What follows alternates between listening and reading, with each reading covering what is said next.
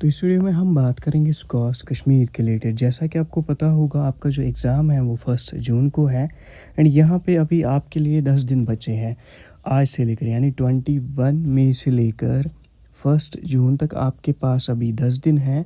तो किस तरीके से इन 10 दिन में हम पढ़ सकते हैं और कैसे अपना सिलेबस कंप्लीट करें इन 10 दिन में, तो यहाँ पे एक स्टडी शेड्यूल हमने लाया है, एक पैटर्न लाया है जिसके अकॉर्डिंग आप स्टडी कर सकते हो, जिसके अकॉर्डिंग आप प्रिपेयर कर सकते हो और आपका जो सिलेबस है वो टाइम पे कंप्लीट भी हो जाएगा। बस आपके बेसिक्स क्लियर होने चाहिए एंड आपने इससे पहले इसको एक बार पढ़ा होना चाहिए। तो ये यहाँ पे एक रिविजन प्लान है, 10 डे रिविजन प्लान हमने बनाया है यहाँ पे। तो सिंपली डे 1 पे आप क्या करोगे, आप बायो में एक तो जेनेटिक्स प्लस एवोल्यूशन करोगे, केमिस्ट्री में आप D and F block plus coordination compounds करोगे एंड फिजिक्स में आप modern physics plus semiconductor electronics करोगे।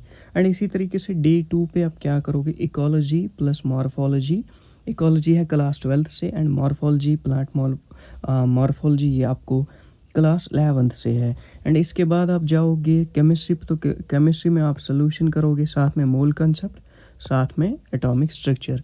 एंड फिज़िक्स में आप करोगे ऑप्टिक्स, फिर वो रे ऑप्टिक्स हो या वेव ऑप्टिक्स। इसके बाद डे 3 पे आप करोगे बायोटेक्नोलॉजी, जो कि क्लास 12th में है बायो में। एंड इसी तरीके से सेल बायोलॉजी वो क्लास 11th का यूनिट है। एंड इसके बाद आप देखोगे जो केमिस्ट्री है उसमें आप करोगे केमिकल काइनेटिक्स एंड साथ में आप करोगे इलेक्ट्रोकेमिस्ट्री। एंड फिज़िक्स में आप क्या करोगे, फिज़िक्स में आप करोगे एसी, साथ में electromagnetic induction plus electromagnetic waves आप करोगे फिज़िक्स में। इसके बाद हम देखेंगे डे 4 के दिन हम क्या करेंगे। डे 4 के दिन आप करोगे human health and disease plus इसके साथ माइक्रोब्स, ये वाला पोर्शन। एंड केमिस्ट्री में आप करोगे इस दिन periodic table plus chemical bonding.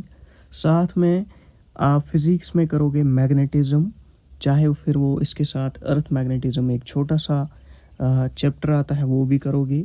And day 5 के दिन आप करोगे unit reproduction from class 12th and इसी के साथ साथ आप करोगे रिप्रोडक्टिव हेल्थ। फिर वो रिप्रोडक्शन एनिमल्स में हो या प्लांट्स में, दोनों का करना है इसी दिन। एंड केमिस्ट्री में आप करोगे ऑर्गेनिक केमिस्ट्री।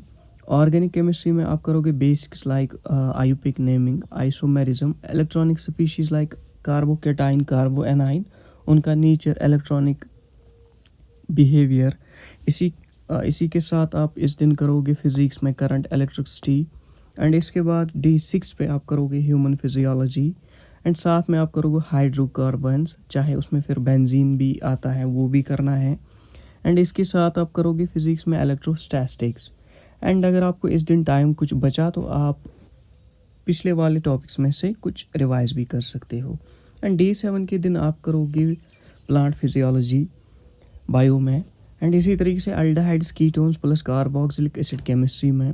एंड केमिस्ट्री में इस दिन कम वेटेज है, तो यहाँ से आप करोगे units and dimensions, vectors, projectile motion, और आप करोगे यहाँ पे जो इक्वेशंस ऑफ मोशन है वो भी साथ में। डे 8 पे आप करोगे टेक्सोनॉमी, यानी फर्स्ट यूनिट क्लास 11th का, साथ में आप करोगे प्लांट किंगडम, प्लस करोगे आप यहाँ पे केमिस्ट्री में बायोमोलिक्यूल्स एंड साथ में करोगे amines like nitrogen containing organic compounds. And इसके साथ ही आप फिजिक्स में करोगे NLM, work power energy and SHM. इसके बाद आप देखोगे डे 9 के दिन आप करोगे एनिमल किंगडम एंड साथ में एनाटॉमी, प्लांट की भी एनिमल की भी। एंड इस दिन आपका जो बायोलॉजी है उसका सारा कुछ सिलेबस कंप्लीट हो जाएगा। इसके साथ आप देखोगे alcohol plus phenol plus hello alkene, ये आप करोगे डे 9 को केमिस्ट्री में। और इसके साथ ही केमिस्ट्री का भी सिलेबस जो है मेजर सिलेबस जिससे क्वेश्चंस आते हैं वो कंप्लीट हो जाएगा।